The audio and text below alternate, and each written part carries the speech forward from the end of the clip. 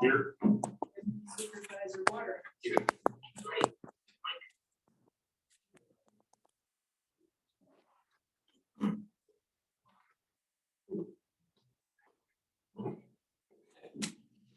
This was not. You take one of the guys. Oh, sure.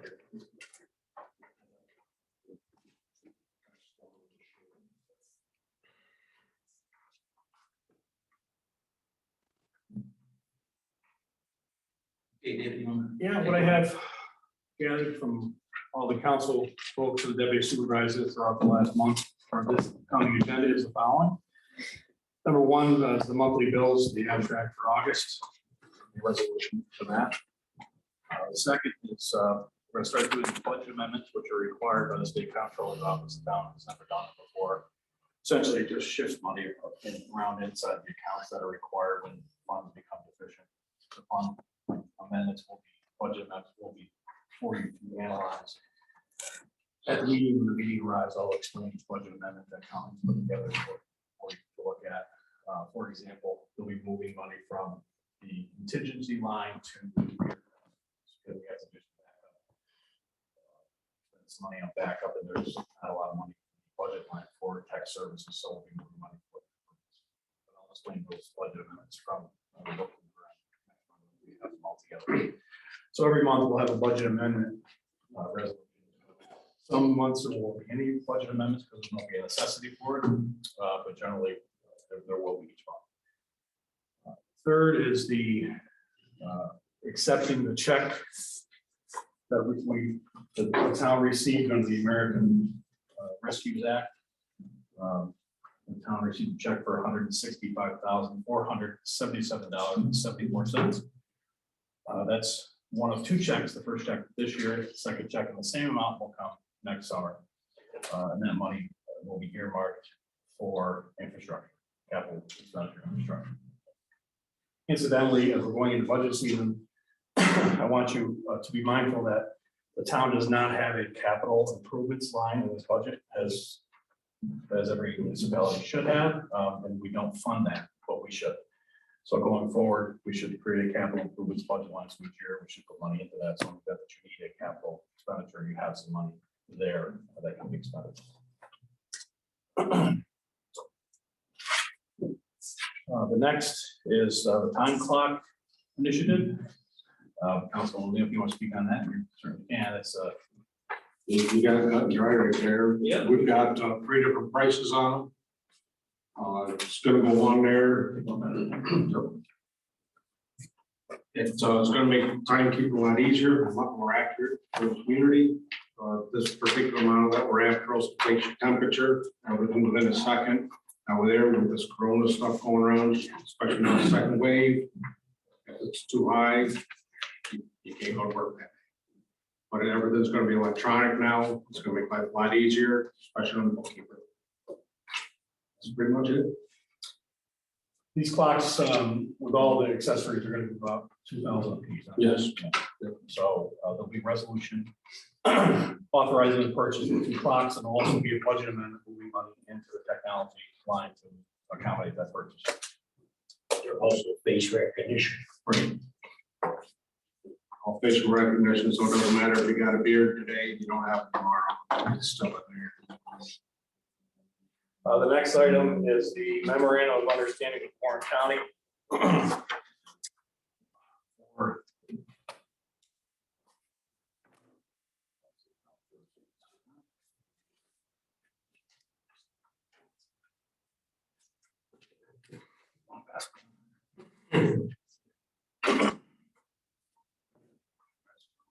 For the Warren County Soil and Water Conservation District. Be reimbursing the town up to the sum of $11,500 for road and road bank stabilization.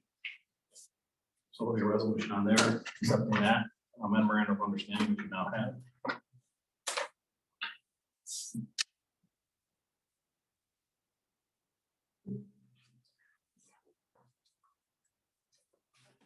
Resolution that you'll have.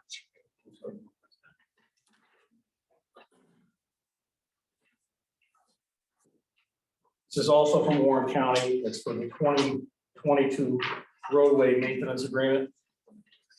For 2022, the county is going to be providing Lake Luzerne a sum of $91,313.14 for snow and ice removal. No, you gave us the wrong one. I did. We've got the snowmobile. Oh, that's a snowmobile? That's the one we got. Well, you can keep that. I'm Oh, sorry. I'm sorry. Oh, I should both be. okay. Oh, Sorry. That's okay. And 620436 for mowing.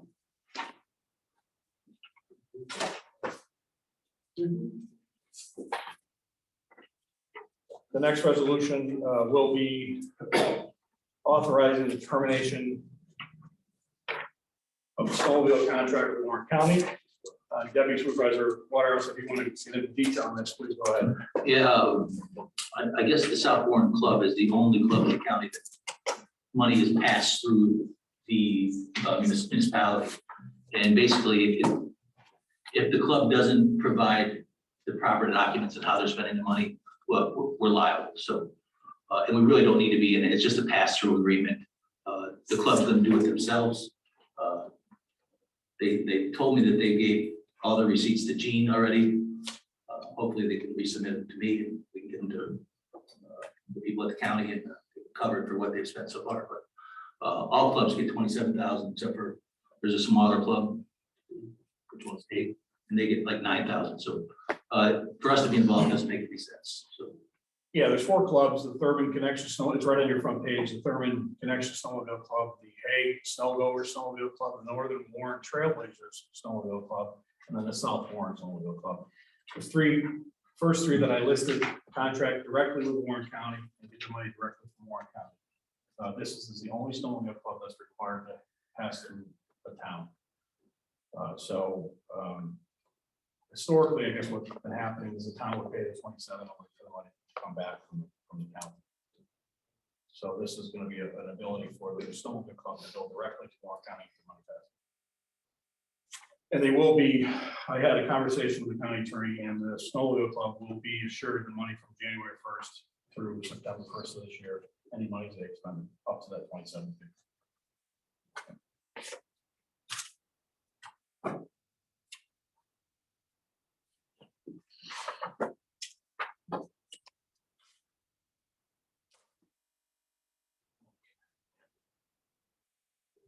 Next is, you had this in your email, it's the contract for the Hudson Headwaters Mobile Health Unit. Folks that were here last month, I asked you for permission to set up shop at the senior center. You had that contract, that contract will be on this month's agenda for approval. The next is the authorization to purchase propane fuel and heating fuel for the 2021-2022 season. The bids had to be in either postmarked or be in directly by the 31st of July, so we're still waiting a couple more days to see when it comes in the mail. I'll take a pause because I believe you have a special guest here. hey, Rachel, Good evening. she is a, I apologize. she runs the county board of supervisors. Nice to see We you. saved your seat. Oh, Come on in. I'm good right over here. Okay. Hi, I'm verified sit up on the phone. Thanks. So the next resolution is for propane and heating fuel. We're waiting for bids to come in in the absence of a bid, or if the bids aren't as competitive as the state contract. If you just go to the state contract, I'll explain that in detail to you next Monday. Then we'll wait for the last few bids to come in. The 10th item on the agenda for next week will be vouchers for the occupancy tax. We had 7 vouchers come in. 1 voucher for $98 for the reimbursement of tables and chairs for the history day. And then the other 6 are payments for ambassadors. You can talk about that. Yeah, each ambassador at least gets $20 or $20 a shift. They do 15. So they get $15 a shift. It needs to come out of occupancy tax, so it needs a resolution. Yeah, as we talked about a few months ago, this comes forward. Every dollar being spent on tax is going to go through board. Exactly. Okay, the next item I have for you is the proposal for the general code. Amen. We've been talking about it for a couple of months. Getting the town's code online, the general code.com, it's e-code. That's a complete proposal for you all to review. Between now and next Monday, Deputy Supervisor Waterhouse wanted that on the agenda also. The cost is $15,000 over 3 years, starting this year, and spread over 3 years. 15, yeah, 14,995, that is the actual precise number. And then after the code is online, after the 3rd year of construction, it's around $1,200 a year. Up to it. Like the code, you know, active. The next item, number 12, we talked about this briefly, is the ability to hire another assistant attorney for the next 30 months. As you know, we're going into a period where we're going to be doing some major projects, which is the rezoning, the E-code, and the consolidated plan update. So those are 3 significant areas of work, bodies of work that I'm taking on, and it's going to be considerable over the next 24 months. So I'd like the ability to hire an assistant. Work for the town, obviously, it takes some of the other work when we're going through that. Consolidated plan and the zoning is not an easy thing, especially the zone. Zoning is going to be a part of it. Consolidated plan hasn't been done in 12 years, so it's happy. The next is the job posting that Deputy Supervisor Waterhouse wanted on the agenda, which is for a part-time zoning enforcement officer. And the 20 hours a week at $20 an hour. For all those who are qualified or can be qualified within the next 4 months. So we'll get that posted, not only in the paper, but also online for the next 60 days and see what kind of feedback we get. Yeah, David, maybe a good time to talk about the sales tax coming into Ohio was this. Yeah, let me finish this, the agenda, then, Okay. then we'll go on to the new items, if you don't mind. Sure. The 14th, number 14 is appointing 8 to 15 residents to the Consolidated Plan Update Committee that you passed by resolution 2 months ago. I believe we have a number of folks that applied, and I'll have a resolution on for next week, absent the names. So the 4 of you can get together independently, or whatever, 3 at a time, of course, and talk about who you want on the committee. So we can get that going. Ideally, what I'd like to do is get the committee convened, have their first meeting before the end of August, because I know there are some folks that travel, but they're here for the summer, that were on that list. So if we want to get these folks together before the Labor Day holiday, I think it would behoove you to, to get these appointments made quickly. And so we could have that meeting sometime near the end of August, and they could start talking about putting together the RFQ for the updated plan. Get that out probably September, October. I know that Tracy Clothier, the grant writer for the town, has indicated that she should have a response in December on the grant application that the town made for the consolidated plan funding. So everything should come together if we're planning it now. Get the award in December, have the RFP submittals returned in December rather, have everything come in December, and then we convene the panel in January and just start the consolidated plan. And we should get that done probably 18 to 24 months at the most.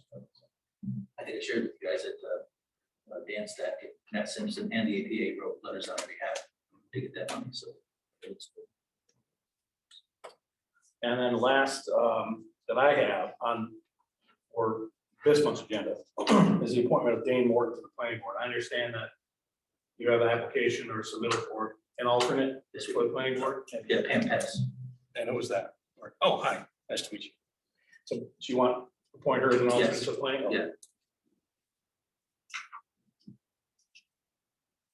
And how would you spell her last name? Pam? Petteys.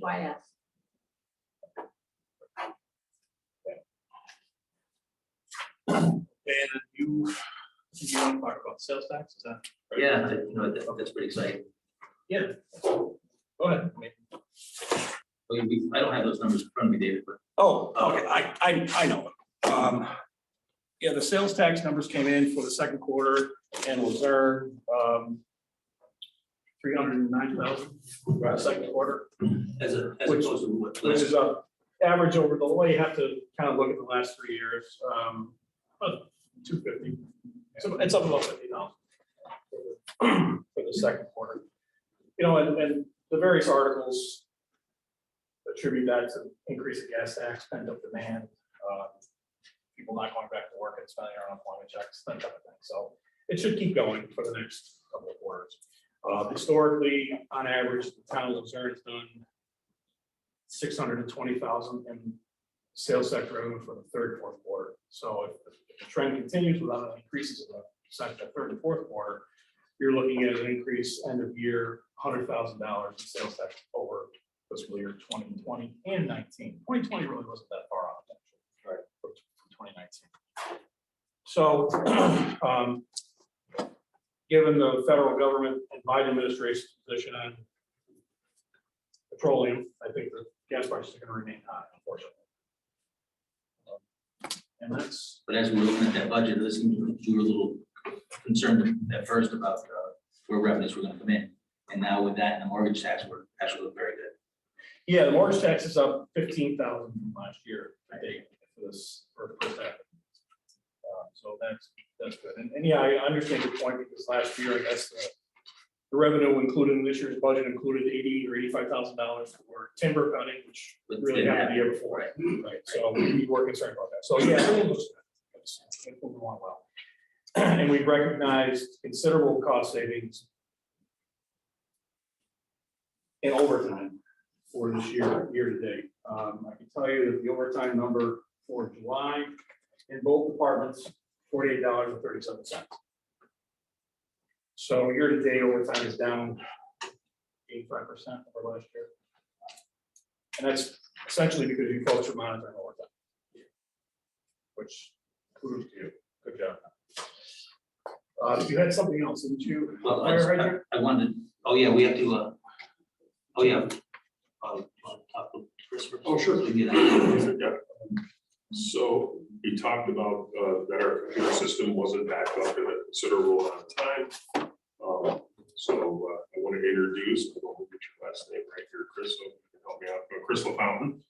He's here just to tell us about what he thinks we need, and then moving forward on like a regular schedule every year of a subscription type service to keep things going. So in lieu of me knowing what I'm talking about, Chris, I'm going to turn it over to you and ask you to come up to the table here so we can get you to the microphone. So you were bringing them.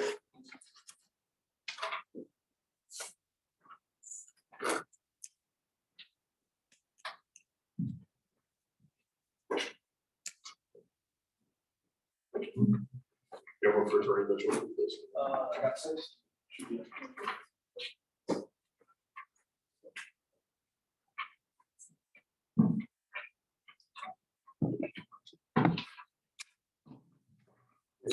Sure. Yeah. Daily color.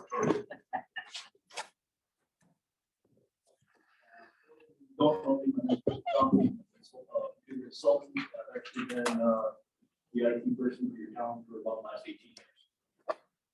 Pretty much just per diem basis, so when they have a problem, they call it, I either log into their computer, help them out, or stop it, take care of it.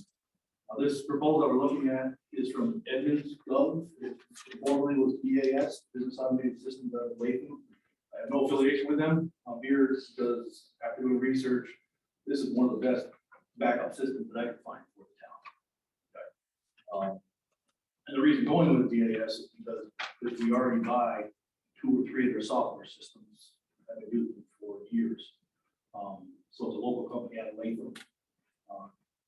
It did just last year, but the CEO and owner of BAS is actually been absorbed by the company store. This backup system that they're proposing is has several different features that are really good for us. The way it works, and what we'll see here. We'll just look at the one-time fees. The first one is an Alto hardware Alpha 3. This is an actual physical hard drive that will sit on our servers that they monitor and they set up, and they'll do complete backups. And then they, once an hour, will take those complete backups and bring it to their offsite servers. And they have 2 servers, one on each coast of the United States. And it's duplicated on both of those as well as the drive we have sitting here. So if something happens, drive or whatever, we have multiple backups offsite. And these are one of the few companies. I looked at a few others that are in other countries, and that's where our gateway started. So the good part about this is that they're local in 30 states here in the United States. The second thing in there, $300, that's just for them to set everything up for us initially.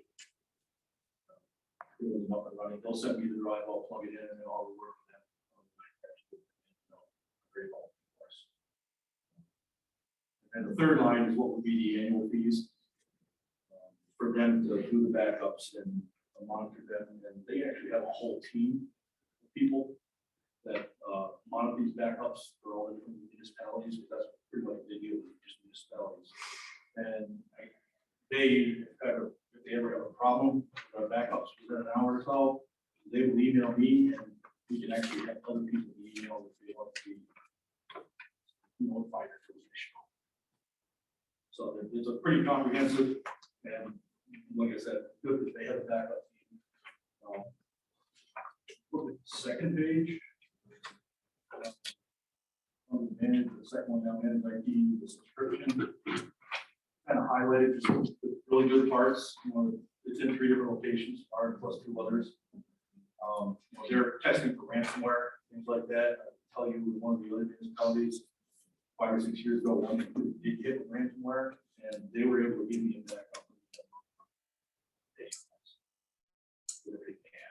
Chris, that's like the stuff that people have to pay ransom or whatever. So Yeah, they basically they block all the file encryptions and stuff, and unless you know that encryption, you're not getting it. so in that case, we have our own backup, so we don't have to worry about it. Yeah, I mean, the thing is, if you're trying to do like these backup drives and keep your own, if that drive gets hit, your drive is your number. If the server gets hit and that backup drive gets hit, you got nothing to pull with. So this way, either they keep constant backup, they keep them for like forever, so you can always go back to where you need to. Yeah, and the last one, that they can take hourly snapshots. So they actually email you. I get somebody email today saying, yeah, here's a snapshot and it's successful. So just look, keep it in the files. Chris, before we get too far down the road, I know from the meeting that you and I had last month, he needs to, or he would really like to have a key to the town hall in case something like this does go squirreling ahead to get in here, can't get a hold of anybody. He also has a day job where he might have to come in here and do some work at night, and he has no way to access the building. So if the board is comfortable, I would like to get Chris a key so he can do his job for us, if we're good. Something. How far superior is this system over what we presently have? Basically, we just have a backup drive sitting on there and everybody go. Okay. Because we only recently jumped into the server and that's when we realized that all VAS. And we thought I thought they were doing full backups, and they were just doing backups on their specific software. Because that was set up like one of the other gals. I thought she didn't rely on me, and I never saw a contract, so I didn't know. I thought it was full. So this is all encompassing of every So this is single thing. every past basically when we start, I tell them, I go right, watch them up there, I tell them, these are the active directory, these are the files we want to changes with my issue. It will go back as far as we want to. Nothing goes backwards from here, basically they're taking what we have now to keep going forward. Did you have a question? Just an admonition in regard to access to the town hall. He cannot have access to the clerk's office unless the clerk's present. I don't think she would need Because I to. really don't do the work has their. No, same clerk, guy. the clerk. Clerk. Okay. Yeah, I think the entirety of your system is in the cloud, right, in one room outside the clerk's office. If you want access to the clerk's computer, she has to be there for you to have access. Town files are sacrosanct, but she can't. Okay. Open that access. Currently, I have software to log into the machines. That's an issue. That's what. No, I just your presence in the building. She has to be there if you're going to be in the clerk's office physically. Okay.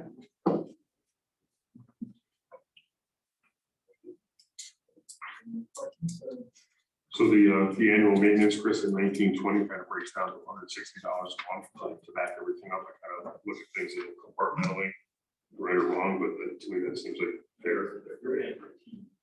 That's on top of this board all the time.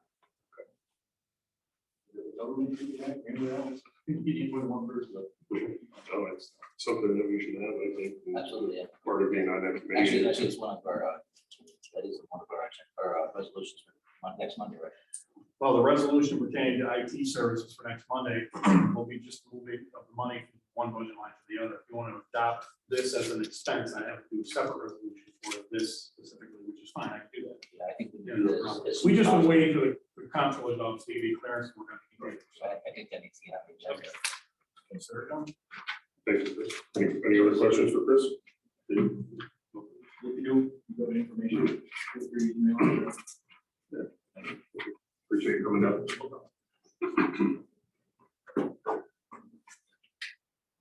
I think you had fire hydrant extension went on there. Yes, You only have, there's only one estimate up there. I think that's the original that Logan provided. yes, is it in front of you? I think the only one that's seeing it over the wall tonight. There's a line down, what's it, near Harris Grocery? Is that the? Yeah, your hydrant? there's barrels around it right now. It's It's got a crack in the stem. So, that's one of the hydrants that we want to replace. But in order to replace that, there's no valve in front of it. So we would either have to shut the line down by where the old Fort Lake Diner was. Yeah. And it would shut Ivy Lane, Daly Hill, Pump House, everything north, Harris's, Ratchet Company up. Or there is a company that can come in, they have a machine that wraps around the line that goes to the hydrant. Drills down, they put a balloon in, it stops the water, and we can cut it, put a valve in, and then do the work, and it doesn't affect anything else. Ronnie will have more information on that next week at the meeting. But as far as we know, they're the only company in the state that does it. So, Yes, maybe if you guys quote on that.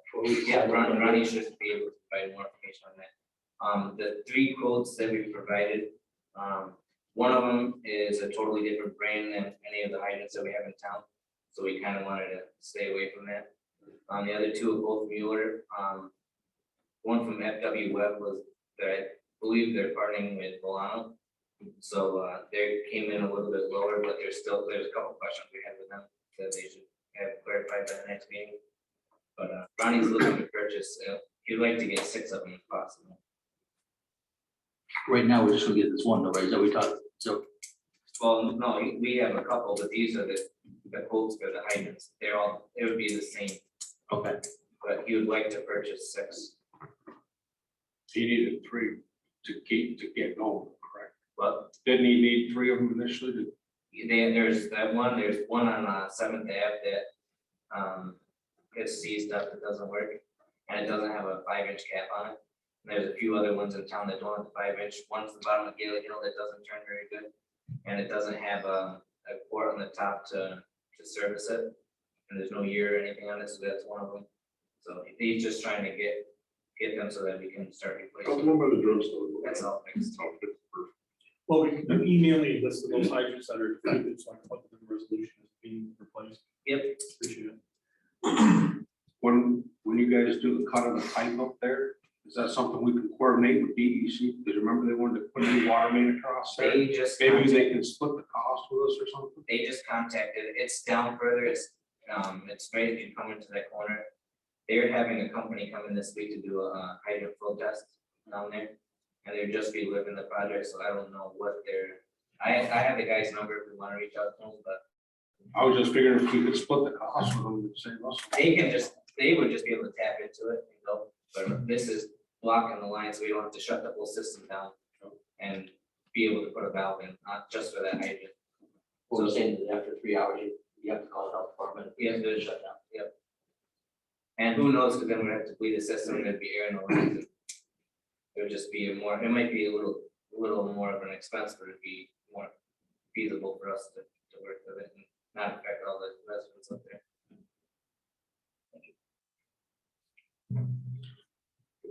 That's all I have for the August agenda. Any folks have any additional that you wanted to add at this time for the August agenda? move on to get you to start thinking about a few things for the September agenda. As budget seasons come up, before you know it.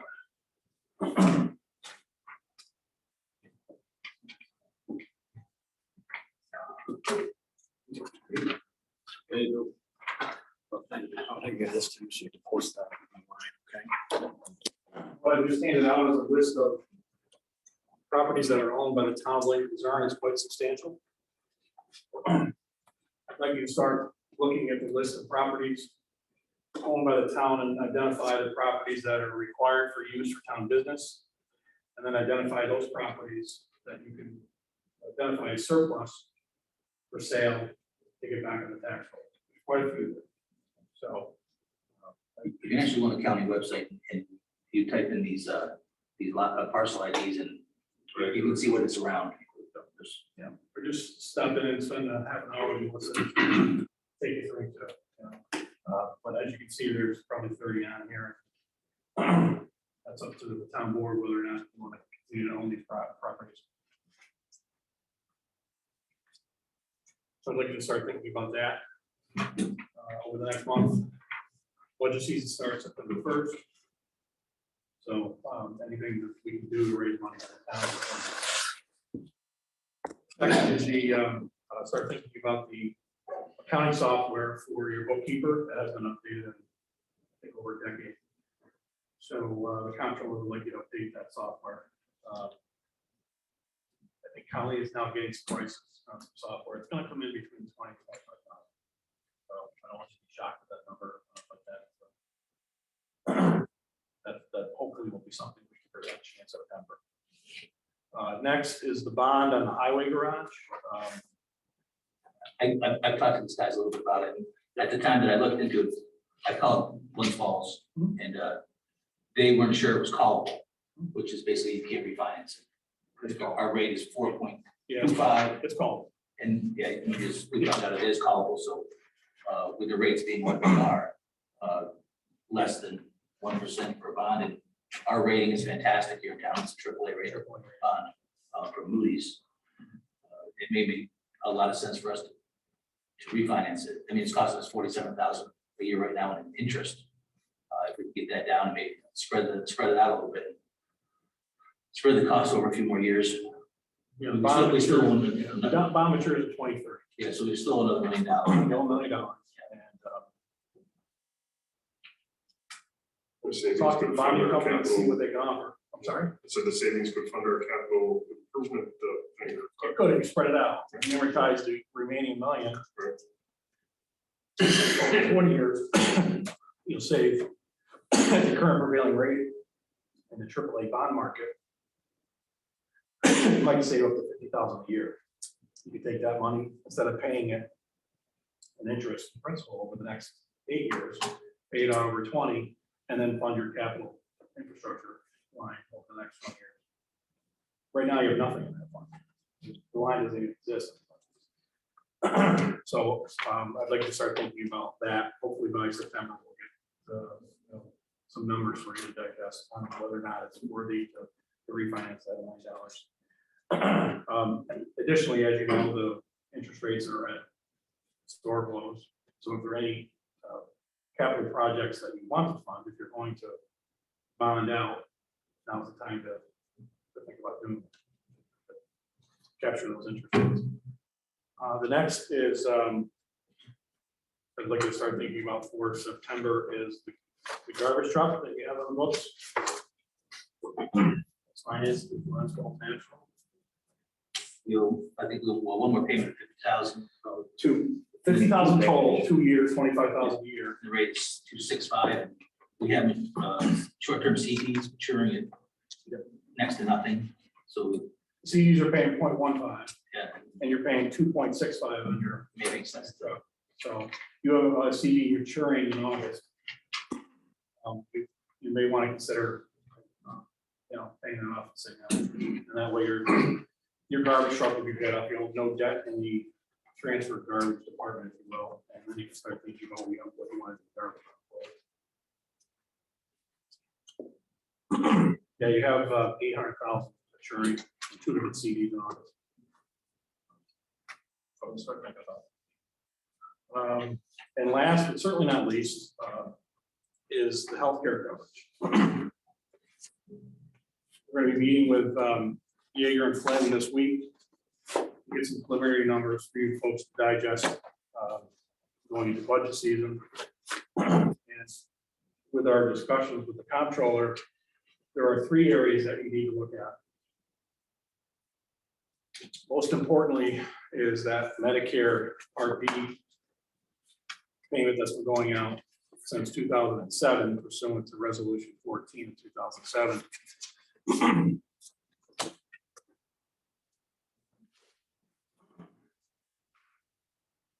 Here's a list of all the folks on that.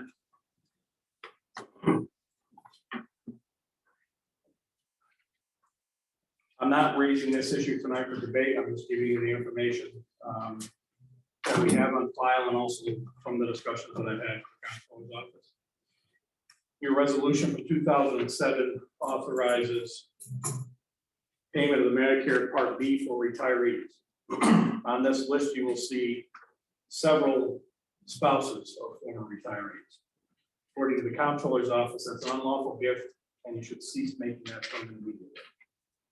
There is no legislative authority to be paying the spouses of retired employees because the legislation says retirees, not retirees and their spouses. So there are a number of folks on this list that are not retirees from the Town of Lake Luzerne who are getting this benefit. So that has to stop immediately. The other folks that are on here that are employees, you have to make a decision of whether or not you want to continue making that payment going forward. If you're going to stop making that payment, we have to do a resolution to cease that. Now, I do see the recipients of this payment in the audience tonight. I certainly want to set up a meeting with him so we can discuss this going forward. But I'm not going to get into debate on the floor tonight. The Comptroller's office wants you to address this forthwith. Okay? That's the first part of the Medicare, or medical insurance, is the Medicare Part B for those 11 people that you see in that list. The second component is what's called Medicare supplement. And we'll have more answers for you after our meeting with Yeager and Flynn this week. Here's a list of all the recipients of the Medicare Part, or I'm sorry, Medicare supplement. How that works is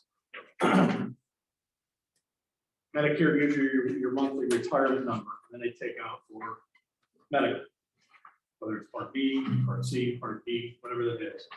Medicare only covers the first 80%. So what these programs do, these supplemental programs that are provided, they pick up where Medicare leaves off and provide essentially to balance that fund with deductibles and co-pays and so forth. The current policy that the town has is through Humana. And you'll see on the front page that I provided, it's a total of $2,629.66 a month, or roughly $32,000 a year. The town paying for Humana supplemental coverage. So we're meeting with Yeager and Flynn this week to get a breakdown of what all the plans are going into 2022. Open enrollment starts October 1st. So if we're going to make a change as a town, that's the time to make the change. And so we'll get all of the plans presented so that you folks can digest that and decide which path that you want to go forward with. So that's Medicare supplement. Any questions on how that works or what this policy means? If I see some of the same names on the 2 sheets, can you just, these are 2 separate bills we're talking about here, right? Yep, Medicare Part B is that medical coverage that each year a Medicare recipient, when they retire, they get this statement from the federal government. It tells them what their payment is going to be in terms of a retirement check, if you will, your Social Security check. And from that, they take a deduction.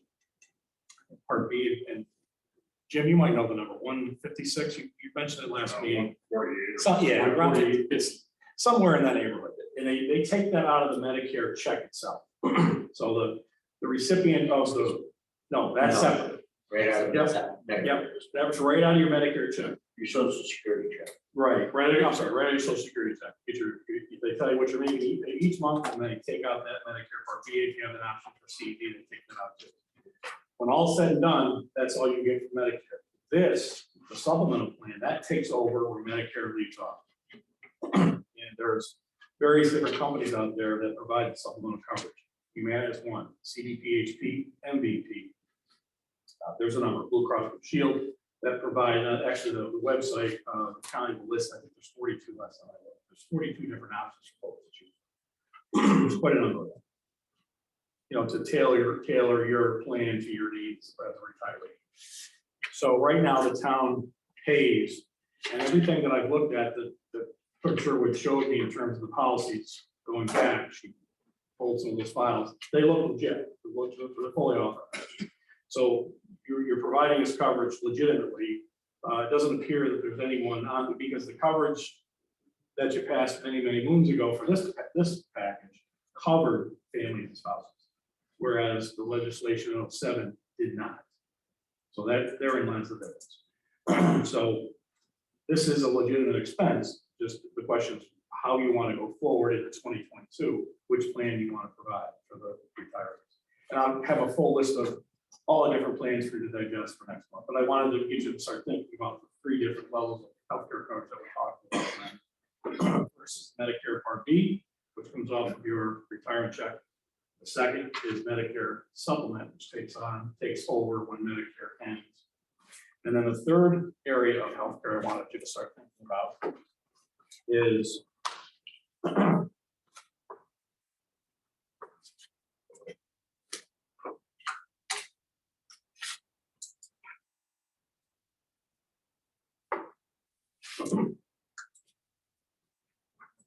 these are the three things we're talking about tonight are the big cost drivers for your healthcare coverage outside of working employees.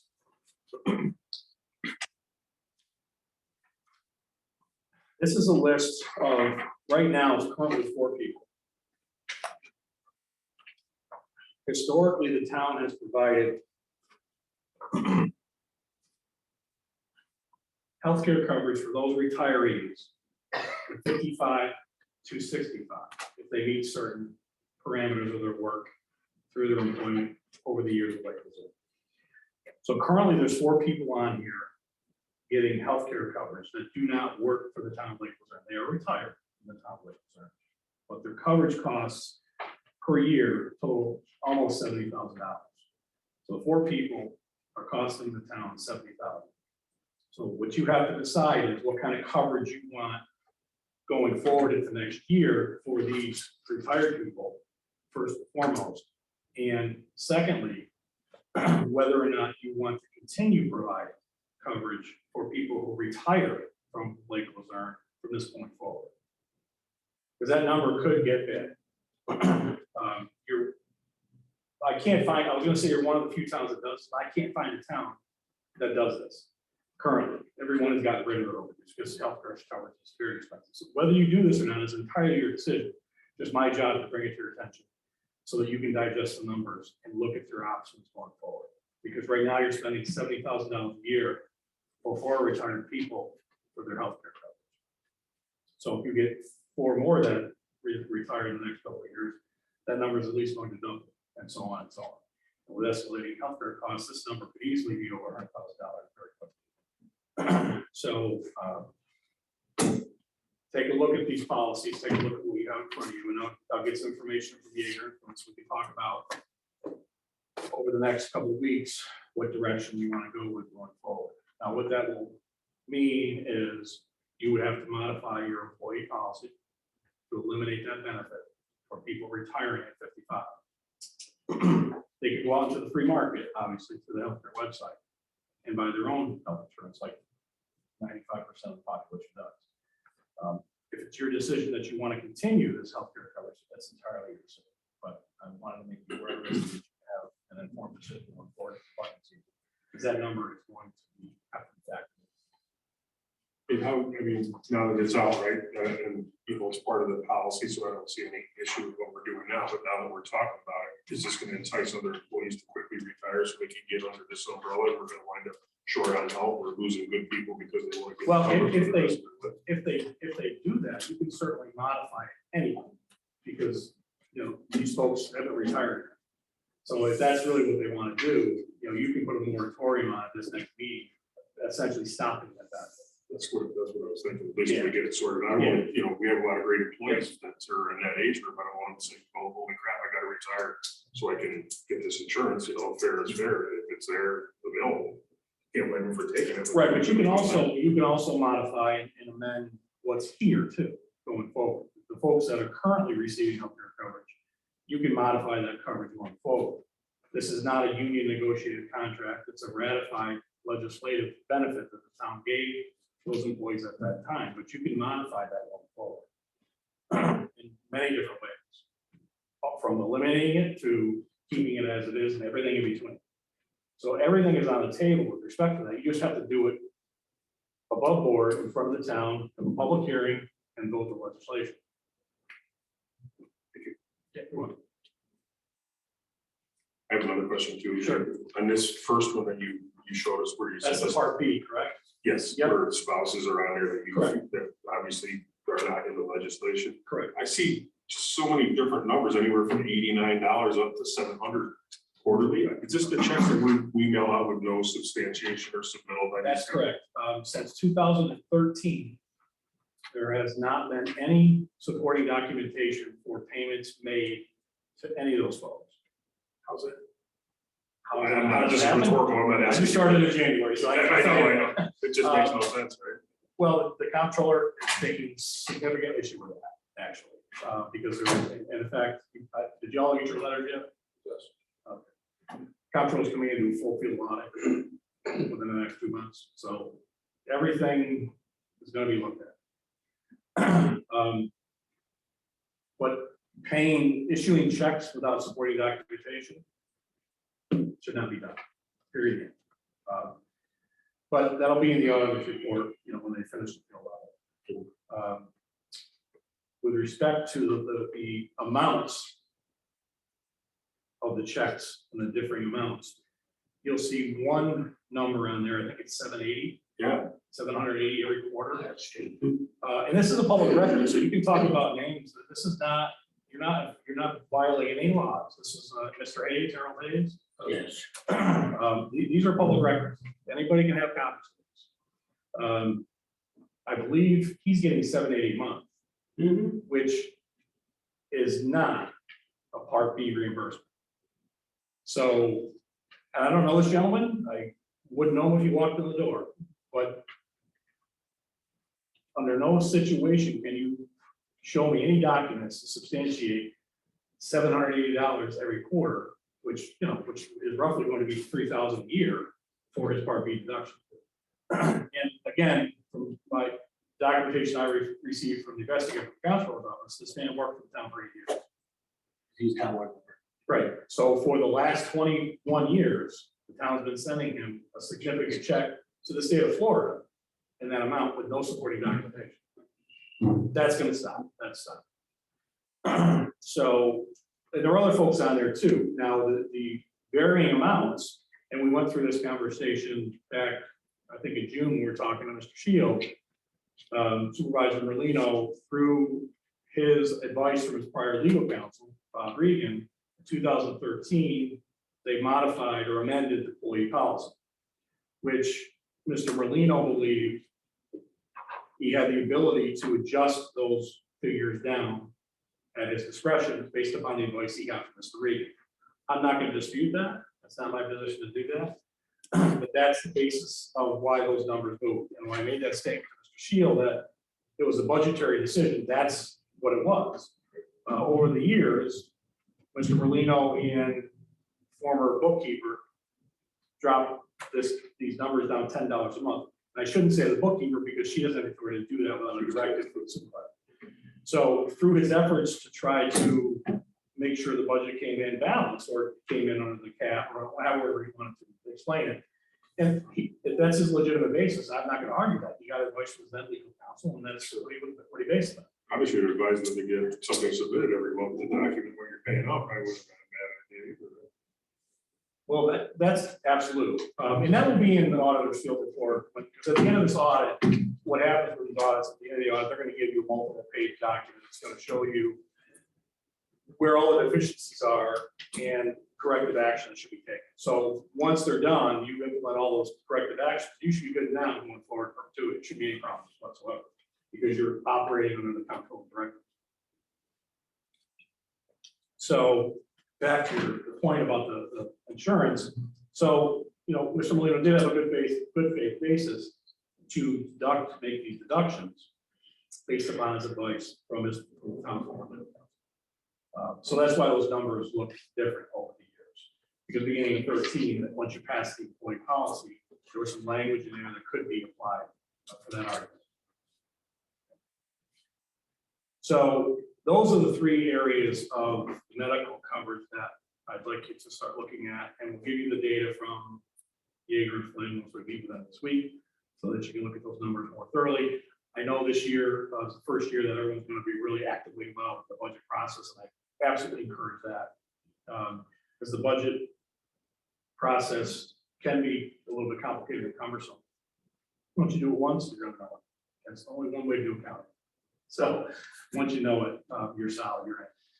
And we're going to be meeting with Linda Mason, the budget consultant. She came in a couple of weeks ago, and she's putting together a preliminary package for you guys to look at. The official budget season doesn't start until September 1st, but we started a month and a half early to get everybody up to speed, so that going into the season, we'll have a little bit of a head start. I'm not sure what Mr. Berlin's going to be doing. I haven't heard from him. His letter indicates he's coming back August 31st. I don't know if that's going to happen or not, but if he comes back on August 31st, then the duty shifts back to him under the town law, where he now has to do the preliminary budget. So Ms. Mason is working with acting supervisor Waterhouse, so you know that should be a nice start for him if he does come back. Can I ask one last question about this? Sure. Please. Yeah. Now, when in his good faith gesture, or whatever we'll call it, to start reducing people's monthly, was this communicated to the people? And maybe I'll ask Mr. Shield that. I would prefer that you don't ask the Okay, public, all right. because you haven't authorized public comment for a So- deputy meeting. But I have the answer for it. The answer is that it was not communicated other than by letter. There was no legislative action other than the 2013 employee policy. And Colleen Cook, the bookkeeper, does have a file of letters that was sent out by Linda, former bookkeeper Mason. And I did speak to Linda, and she does say she sent the letters out. There's copies in the file, and she does say she sent the letters out. I know that there's one person that is denying getting that letter, and I'm not saying that he did. But she did say the letters went out. Letters get lost in the mail all the time. You know, it could have happened. She did say they sent them out. Going forward, when we send letters out about all this information, they're going to be certified. So we have a record of delivery. But yeah, we're letters. Yeah. Oh, and I did talk to Cindy too. Cindy, sure. And I think it was you. Was it the send them out? No, I did not. No, you didn't. Yeah. No. You know what was your mom got one or something, right? She did. Yeah. So the letters, we do have confirmation from at least one person that got the letter. So, but Linda did say they went out. There are copies of them in the file. So, yep. So other than that, that's all I have. Just wanted to get you to start thinking about the budget and the numbers one for that.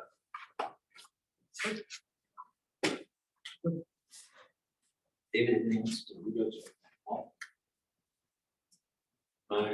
I'm in pretty good shape, Oh, well, one thing that David, other than we're playing fun with the geese situation down there on the beaches.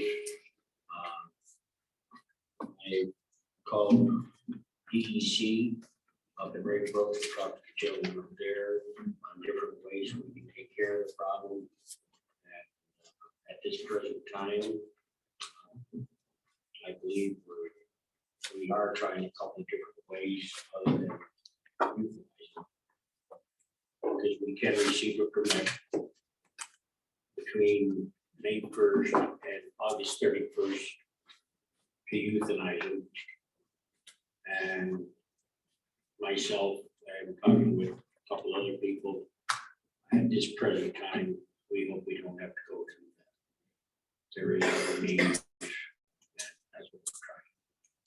Well, since you're on the beach committee with me. Yes. I talked to Lake Luzerne Association today, and potentially a meeting at 1 o'clock on Thursday for something to do with milfoil. Just trying to get our heads together, because that vote is gone Meeting on Thursday? Yeah. At what time? at 1. Here? Yes.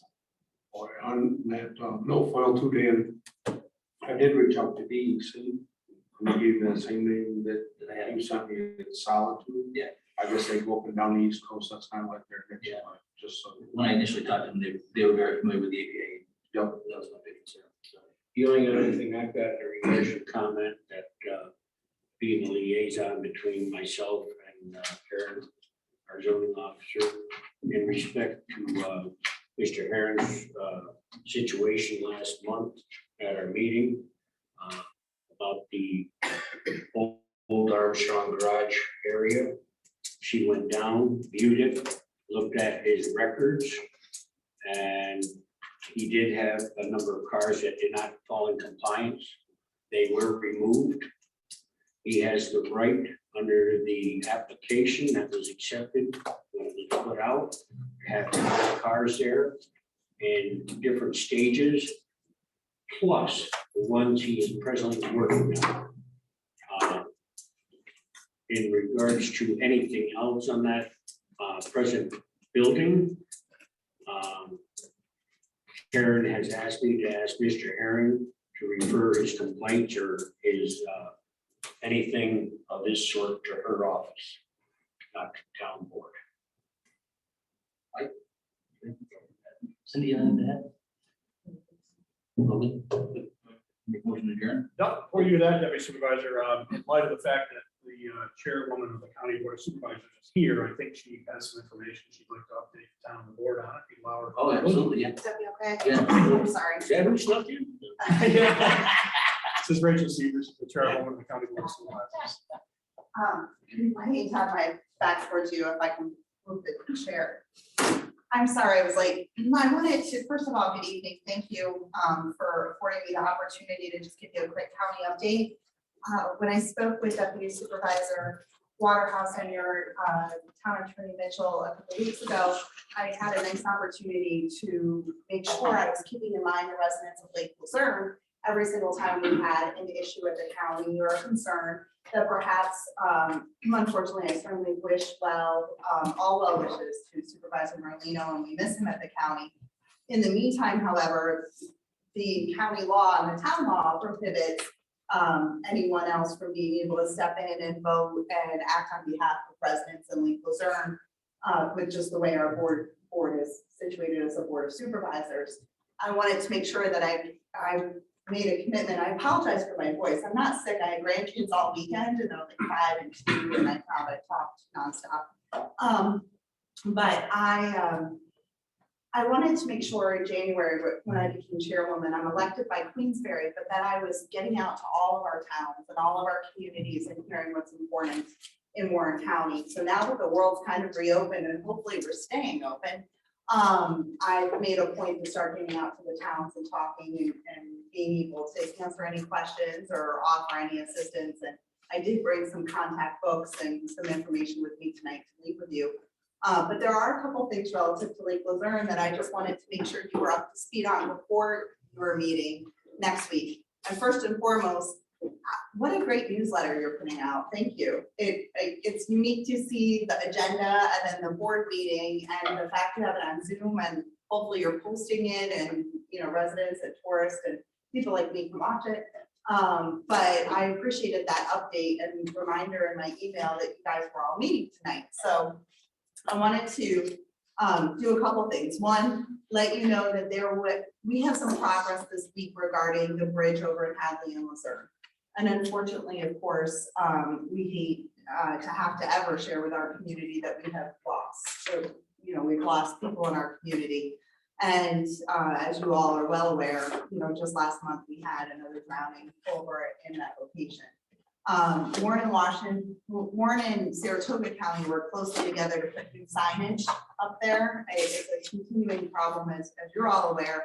But we did put, with conjunction with Saratoga County, some more signs, pretty much just stating the violators will be prosecuted, subject to fines up to 30 days in jail pursuant to Saratoga's Resolution 153, 2012, and Warren County's Resolution 461 in 2012, and also the New York State Penal Law 140.5.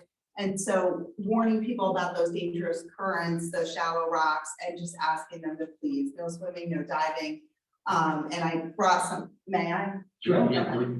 These are just the pictures that I just printed off quickly, just so you could see if you haven't seen what they already look like, in hopes of continuing to advocate for the safety over in that area. Oops, here's one more. And so I know all of our highway departments are working hard to make sure that we're looking at that, along with obviously the Saratoga County Board of Supervisors. Two other quick issues that I just wanted to bring up. One, I would hope that this would be very exciting for Lake Luzerne residents, but with grants what they are, you know, you never know when you're really going to get the grants that you apply for. But collectively in the region, at last week's Board of Supervisors meeting, we went forward with a grant called the NTIA, which is the National Telecommunications and Information Administration Grant.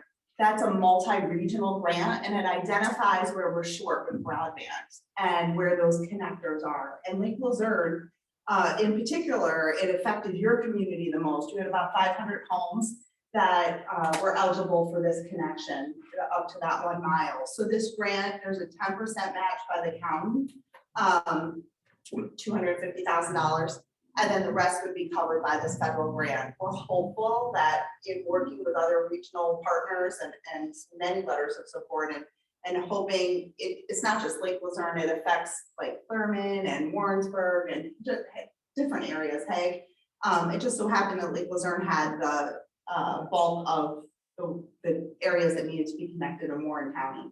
So we're fingers are crossed. We're hopeful for that, but it's probably going to take a while, and we're not quite sure where we're going to land on that. But we did apply for it, so it was a step in the right direction to try to bring broadband and that accessibility where it needs to be.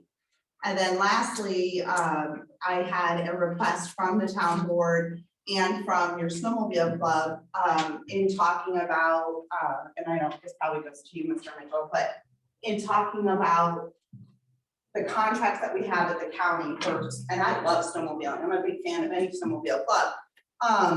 But the Lake Luzerne contract previously at the request of the town supervisor was just simply a little bit different than their other snowmobile clubs, and it came through the town, and then the town reimbursed the club. And the question came up, well, why did we have to have it amended a few months ago? Well, in looking at all the different contracts, part of the request came from the county just for supporting documentation. They're the ones that are paying out directly to the other clubs, but with Lake Luzerne, we always just went through the town. So you all had made the request about, and the snowmobile club just paying directly. I call it just taking the middleman out. I don't really like pass-through grants. But so that's the way it's set up with our other clubs. It makes no difference to me how you choose to do it. It's just that if you choose to go that route, we terminate our contract with your snowmobile club, and then we have to pass it through resolution to contract directly with the club and not the town. That needs to be from a resolution from the town board. Yeah, it's not something on Monday's agenda. So Yeah, I just- spoke to your county Right. attorney today, actually, Okay. about making sure that the snowmobile club is assured their money from January 1st to Yes. September 1st of this year, and he said absolutely. So, Yeah. I just have to go through the same process all the other clubs do with the reimbursements. but going forward, it makes most sense just to directly with the county.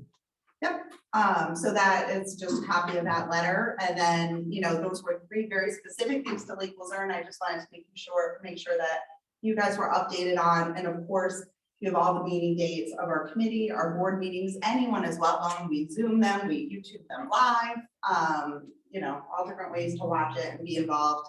And, some other hot topics going on at the county and to me, they're hot topics. I don't think they're as exciting to a lot of other people, but We are talking about rescinding the fireworks law. Everybody hears fireworks and they think like the beautiful fireworks that professionals put on. We're talking about the fireworks that you have in your driveway or you buy at the tent stand that happened in 2015 when the county opted in. We had hoped we'd have a different result than what we've had. And so we've heard from a lot of people that they're unhappy with the personal use of fireworks. And so the board is taking that up as an issue at Government Operations and Advocacy next month. So we've asked Warren County, what do you guys think? You know, let us know, do you want it, do you not want it? We're getting a lot of letters in about how people do not want it. But it in no way affects professional fireworks. We're talking, they call it a sparkling law, sparkling devices. It's not just your sparkler that you would put, hopefully not on a birthday cake, some people do, but you know, there are things that, you know, they're loud and they're for some people very troublesome. They've caught things on fire, they've caught homes on fire. So we're just saying, you know, is this something we should be looking at a compromise on? Should we be rescinding it? What should we be doing with it? So that's in front of us. We also have a very exciting survey out, which I would encourage all of you to fill out. Our survey is on the American Rescue Plan Act. The county received about $12 million from the federal government, but each municipality received money. I don't know what Lake Luzerne's was, but I know you guys got in under the wire there to make sure that you had allocation coming in. The city of Glens Falls had a separate allocation.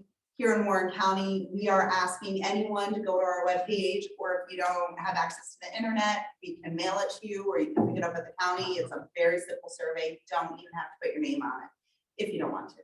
But it's 5 questions about, here are the eligible ways you can spend the money, how would you like it spent? And what are your other ideas on how we can improve?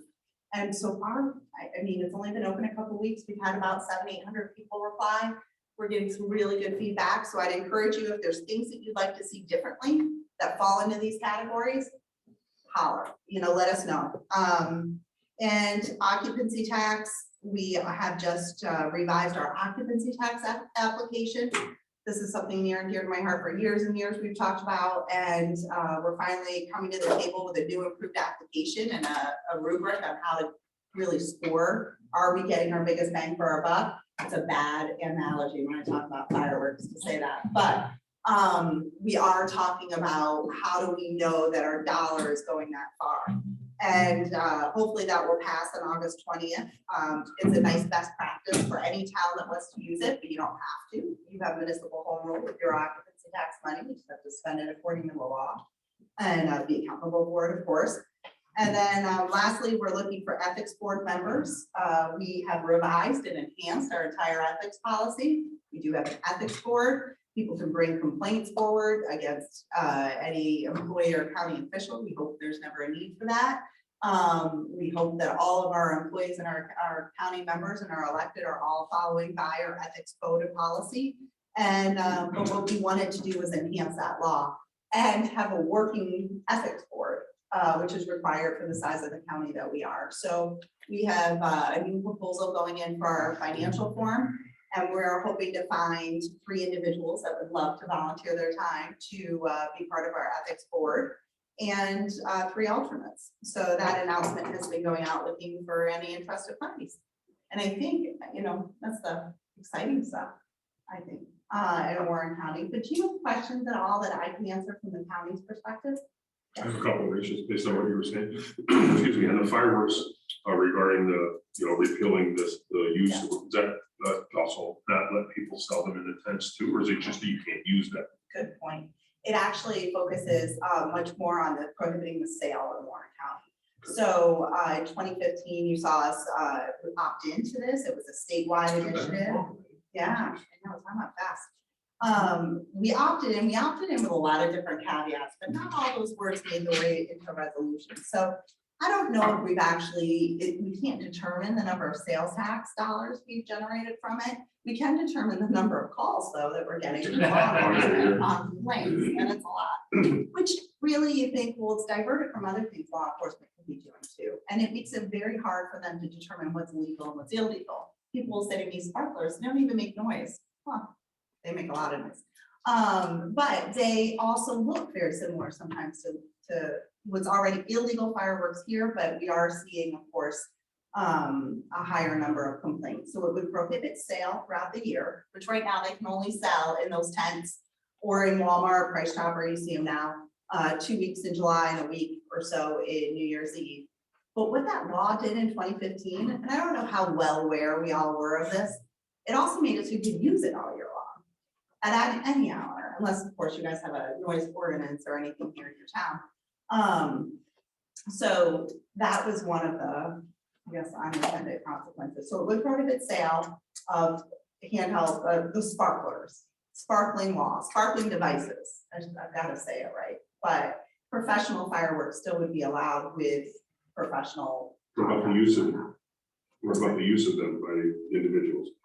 Fireworks or sparkling devices? The sparkling device. Sparkling devices, personal use would be prohibited if totally rescinded. We haven't hashed it out too much in our governmental ops committee yet. Typically, I'd like to think we're all willing to compromise on things after we hear from the public to make good informed decisions. So I don't know if they'll come up with some type of a compromise or not.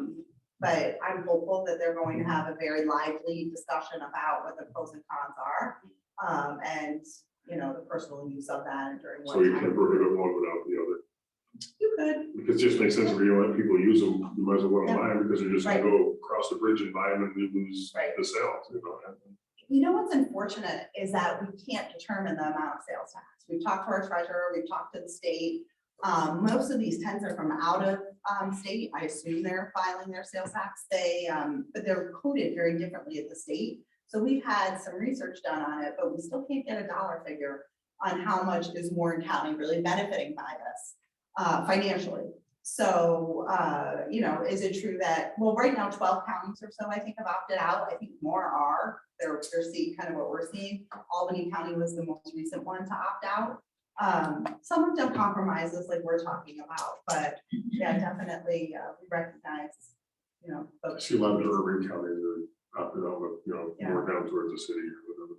Well, tourist communities too, like even here, you've got a beautiful little downtown, you've got a great beach, you know, people are walking by and, you know, there are sparkling devices that people are throwing out on the sidewalks and, you know, you're jumping, you're concerned and where are they coming from? And some of them smell, you know, you'll talk to people who will say it sounds like a gunshot or they're worried, especially in this day and age of violence, you know, what could be happening. So I think it's the quality of life issue and it depends what you want your community, you know, to really feel like.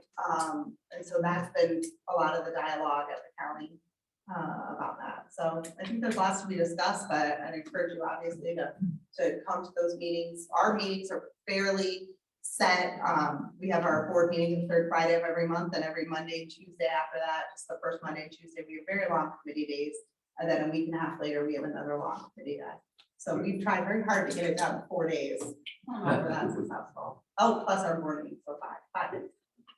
Thank you for answering that. And I just had one other one. If we opt out of this snowmobile contract, as we know it now, if we do next week, does it have to go in front of your county board to be like regenerated or whatever? Is there any danger of the club losing support and financing with us doing that? Because it'll be, you know what I'm asking? Sure. Yeah, I, as chairwoman, I have this great privilege of representing our community for a year. But in committees, I do not vote and I can't really debate. I can, you know, at the full board meeting vote. So for instance, with Supervisor Merlino, if he's on a committee and we can't make quorum, I will sit in on his behalf and I'll be able to make quorum. But if one more person leaves, we lose quorum. So we're not voting then on something, which unfortunately has happened recently. But we've had smaller committees for more involvement from that's at the request of our supervisors. So if it goes, it will go to what's called our DPW, our Parks Committee. Supervisor Ron Conover is the head of that committee in Bolton. The request would come in just to terminate the contract as we have it now and renew or reestablish a contract beginning September 2 to the end of the contract year that would be directly with the Snowmobile Club. And I would just suggest at the time that's put on the agenda that someone be there to represent Lake Luzerne and the Snowmobile Club, just to convey that your request is just that it looks like everybody else's. Would it be And- crazy to think that you would do it first before we got that way there's not that gap of support or coverage? I don't think you'll see I think the way they drew up that letter, correct me if I'm wrong, Mr. Mitchell, is that, you're covered till September 2nd. So I don't foresee a issue where you're gonna have any, certainly you could, push back that September 2nd date if you wanted, until whatever date in September when the full board meets and ratify, and passes the. Sure. I mean, as a former snowmobile club president for 15 years or whatever, I really hate to see us lose it over here. It's huge for the area. Good idea. And, if there's a way that we could have you guys bulletproof them and us by doing it first, I would be more comfortable. I'm sure you could just make it effective then the date of, or a week after our board meeting, give me time to sign it as chair. Because once our resolutions are approved, it will come to me to sign and then it will go out to your snowmobile president. But just the county just can't end it without having a resolution by the town board saying, okay, the town board has voted and this is what the town board would like. Because this is your home, your community, and, we want to be good partners at the county, but this is your call. So we'll carry out whatever you ask us to do with that, but we'll present it to committee and then it will go to the full board. But it is just to change the contact and not that unusual. Like, I would encourage all the club to receive center for the entire year at this point over to the county. Oh, yeah. ASAP. Does anybody ask Supervisor Molino if he hasn't? I didn't, I called Mike Zone, the president of the club, and asked to be another copy. He said it would be a problem, so. Carla is our auditor at the county, and you can just send them over. She's excellent. Because of the bills, the contract doesn't delineate how much a month they get, so if the bill reaches $27,000 threshold, you're done for the year anyway. I don't know anything about any of that, but I do, I do know she likes receipts, so. Yeah, I think that's why they amended all the contracts recently, is just in terms of making sure that whatever was allowable under the contract was what was being submitted. And, just spelling out what's allowable. I had one thing for you, Rachel. Today, we met with John Duncan, who owns the second of the outfitters. They are in Saratoga, unfortunately. But we're having a problem is they're floating into the river and they can't get out. There's no properties to get out. Warren County owns a little sliver of property along Bay Road that Dave and I kind of looked at today to see if we could get some kind of access for people to get out of the river. There's no public means to get out of the river down that bed. Private property. So The county owns that or the town? It's county right away. The town. Yeah, it's county right away, 40 feet from the center line to the high water level. So we were hoping maybe you could introduce us to somebody that we could talk to about what we could do to help the situation. No problem. I will connect you guys over to Kevin Pejos tomorrow. And it would be, again, if it's something that we're looking at, it would just go on that same agenda that we're talking about with Parks and Recreation. I know that surprisingly, I did talk to him a few years ago, and nothing happened, but I think that it's time to revisit it again because the water's so fast right now, people can't get out, and it's causing problems. If I could just get the details on exactly what that. The property is on Bay Road, there's like 3 or 4 houses and there's a gap between where Les Kavanaugh used to be. And there's the property right there that either the town owns or the county owns. Okay. And it's not far from the homes. It's right after where the emergency takeout is, the river, that's where it's all fenced off. I'll send it to our superintendent of highways and our county attorney tomorrow and have them start looking at it. That'd be fantastic, yeah. Oh, I'm glad you're part of that. It's a serious issue for the people that can't get out. I mean, it's that water is ripping right now. So. Thank you. And every time someone gets out of the water, they're making somebody mad because They're walking in on no- property. just the tubers that come down. It's not even the licensed one. There's just so many people that drive up to the dam, come down and they get in that bay and before you know it, there's nowhere to go and they're getting pushed downstream or making somebody mad. Alright.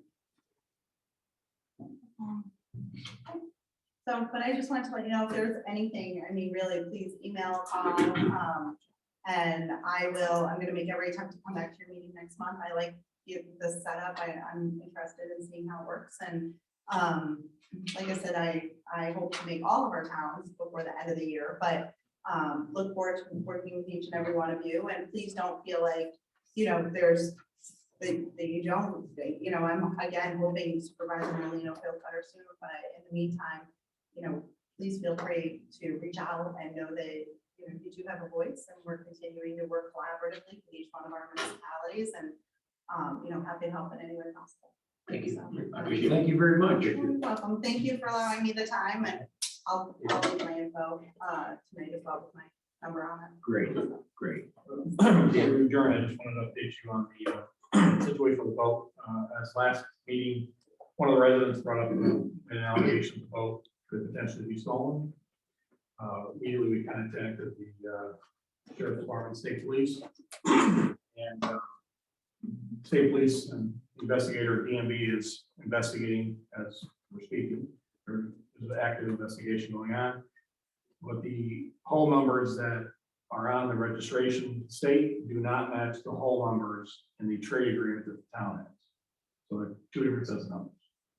Whether the boat is stolen or not is still a debate. But I can tell you the numbers for the registration do not match the numbers on the trade agreement. So we're gonna start thinking about getting involved. And then we'll take whatever legal action we have to take to go after. Well, one last thing too, we met with Casters today. I don't know if you, I don't like you've been up there. If you guys want to take a ride up one day with me, and I'll show you the piece of property that the town owns, and it is right in the middle of his business. And it's no wider than, it's the beach there, and it's no wider than half this room, so you really couldn't ever build anything there, or, so it's one of those pieces of property that we should probably surplus. It's on your list, yeah. I don't know what the value Is that is. tagged as the Hidden Valley Road? What is that road? Is it Checkerboard Road? It's Hidden Valley Road, really. It's off the driveway of Hidden Valley. Yeah. But if you guys want to take a ride up on, he was very cordial to us today. I mean, in the past he hadn't, but he was very good, so we'll take a ride up. I think we're gonna have to get it appraised and then we'll send it out. We go for bid. Yeah, got to. One of the stipulations we got in with him is that he's got to have an easement for a snowmobile club and us to get in there to get no more. But I mean, suppose somebody just wanted that property and bought it and then told him he could no longer use it to conduct his business. I mean, is there anything to protect? I'm a pro-business guy. If I was that guy, I'd be crapping my pants right now. Because his whole business is reliant on it. Well, And it really is. first identify the properties that you deem surplus that are not needed by the town. And the opinion from 1996 of the state comptroller's office, as a general rule, I'll just give you a nutshell version right now to start thinking about. As a general rule, when real property is no longer needed for a town, the town purposes, the town board can adopt a resolution subject to a permissive referendum to convey property under town law section 64 sub 2. The general requirements are to give value to the property. Permissive referendums under Article 7 of the town law. And you have to basically pass a resolution to declare all the property surplus. Then we get the value. And then there's a couple different ways you can go to assure the highest value for the town. That's the essential financial component that you have to keep in mind, the highest financial value for the town. Whether that's a proposal, a private proposal, or a bid situation, or an auction, there's many different ways you can go to create the highest possible value for the town and comply with. And I'll get into more detail with you once you declare what surplus and what you need to show.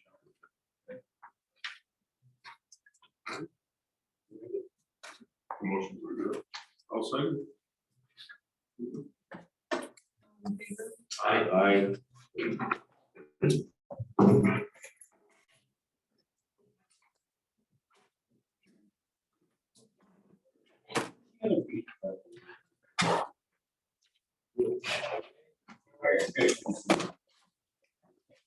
I'll make that part of it. I'll be sending a letter out. Yeah, I'd like to tell. I'll just all- Right, so back- I was on the board at the time. Yeah, I got pretty much. You know, what it is.